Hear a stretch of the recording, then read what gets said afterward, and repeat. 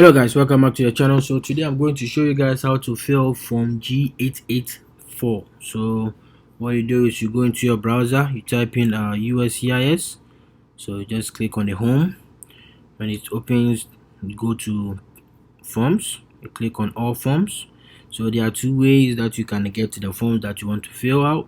So you can either just go through till you get to the forms, or you just search for it. So the filter category, so forms, just click on the forms and you put in what you want to the form name. So you put in the form name and you click on search. So if the forms is available, so you click on it, say G-884 request for the return of original documents. You click on it. So says the edition date is current, and where to file. Just click. If you don't know, you just click on it to give you the logbox that you need to send it to. So this forms is basically for those that are filling for a petition but sent USCIS their original copy of the document that was requested. So you want them back, like let's say you sent your original birth certificate, your passport, like a document that is original that you need to keep, and you sent it to USCIS. You use this form to request for the return of the original document. But if it's something that USCIS requested for it, they will send it back to you automatically. You don't have to fill this part out. So if you read this important notice, it will tell you if USCIS was the one that's requested for the original document, you don't have to fill these forms out. But if you are the one that sent it to them, then you fill these forms out. So let's go ahead. So it says your full name, so this family name, you put in your family name over here, and you put in your first name. If you have a middle name, you just put it there, and it says mailing address, so care of name. If you have a care of, you put it there. If you don't have, you just put in your street. If you have an apartment number, you click on apartment number. When they pin it out, and you put in your apartment number. If you don't have an apartment, you live in a house, that's fine. You just leave it alone. So you say city or town, you just put in your city or town over there, and the state, the zip code, and it says other information. If you have alien registration number, because yes, probably you should have an alien registration number if you're requesting for your original document. So just put in your alien registration number if only if you have. So it says for USCIS online account. If you have a USCIS online account, probably yes, you have a USCIS online account if you are filing for a petition, a forms or something. Yes, they'll make you create an online account. So you put in your online account, and I say city, town or village of birth. So the place of birth that they give to you, the city that they give to you. So if you are giving birth in just put it the country of birth. Says date of birth, you put in your date of birth, the month and the year, and it says provide specific information about the desired document or record, for example marriage license, birth certificate or death certificate, as I said. So you put in the specific information about the desired document or the record that you need original forms from. So if you send them your birth certificate, your death certificate, your marriage license, the original document that you sent to them, you just state it over here. So I'm requesting for my my original birth certificate, marriage license, death certificate, like anything that original that you sent to them because of the petition that you are filing. You just put the specific informations over here, and the receipt number. So the receipt number that they sent to you, you put in your receipt number over here. Put in your receipt number. Says part 4, date for identification of personal record, subject full name. So your full name, you put in your family name, you put in your given name, your first name, If you have a middle name, put it over there. It says data for identification of personal record, other names used. So if you have other names used, if you have used an additional name previously earlier on, you just put it over here. If not, you just leave it alone. So other names that you have used, just fill it up. If you don't, just leave it alone. It says birth information. So your date of birth, you put in your date of birth over there, and the place of birth. So the city or town that they give birth to, the place of birth. So you just put in your place of birth, and the state or province, the state that you live in. So the country. So if you live in Africa, one of the African countries, the states. So let's probably in Accra, the state would be Greater Accra. So just put in Accra, or yeah, just put in Accra or Greater Accra. Anything works. So country, just put in Ghana. And 6, it says entry into the United States, date of entry. So your date of entry that you got into the United States. So the first day that your foot stepped into the United States when the plane landed, that is the date that you got it. So just put it. You came here on the 7th, 12, 1901. Just put it over there.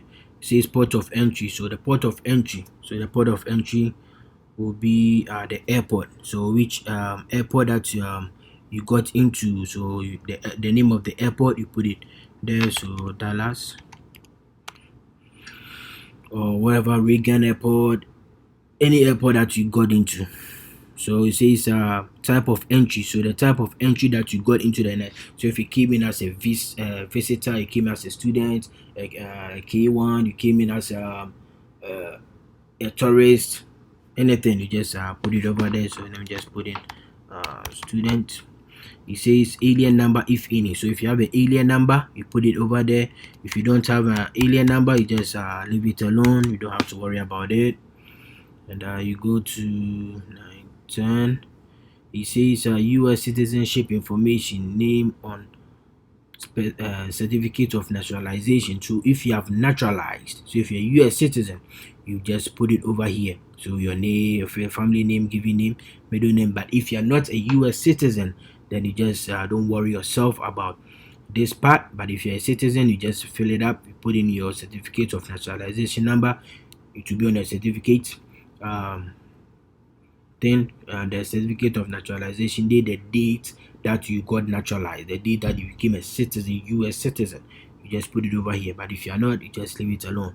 And it says name on certificate of citizenship. So you just put in over here. It's just the same thing as the naturalization. Naturalization is basically that you become a citizenship. So naturalization is someone that is an immigrant that became a citizen in a country. So just fill the same thing up over here. And it says naturalization court or USCIS office and location. So naturalization court, USCIS office and location. You just put in the location that you got naturalized. You got your citizenship, you put it over here, the city or town, the state, you put it over here. And 17 says verification of requester's identity. So in person with identification, legal photocopies. So verification of so if you sent in person with identification, you put it over there. If you sent legal photocopies, you just put a click of any of them. So you go to part 3. It says so part 3, that's the says interpreters contact information, classification and signature. So interpreter's full name. So if somebody interpreted this form for you, then the interpreter, like let's say you don't understand English, and you had an interpreter to translate the English into your language for you, then the person will just fill this part out and assign and date. You see, yeah.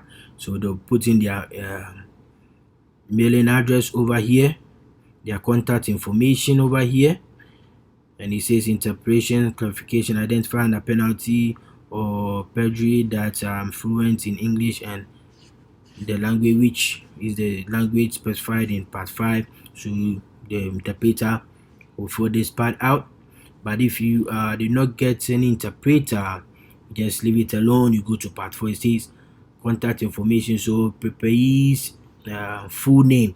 So if somebody prepared it for you, the person needs to fill it up. Their mailing address, you fill this part out. You see, yep, and they continue with it. Yep, or yep, and it says part 5. Requesters classification. So this one is the one that is requesting for the original documents. So the applicant. So the applicant will fill this part. I can read and understand. So you just click on I can read and understand. So if you are the one that filled it, you just ignore all the rest. Just come straight to part 5, and then you fill this part out. The requested contact information. You put in your day, time, telephone number, your mobile number, your email address. And you scroll down, you put in your family name, your first name, your middle name if you have it. Then you sign and you date. You sign and you date. Then so hereby that requested this. So you print. It's a printed name of USCIS official. So the printed name of USCIS official. So you don't have the.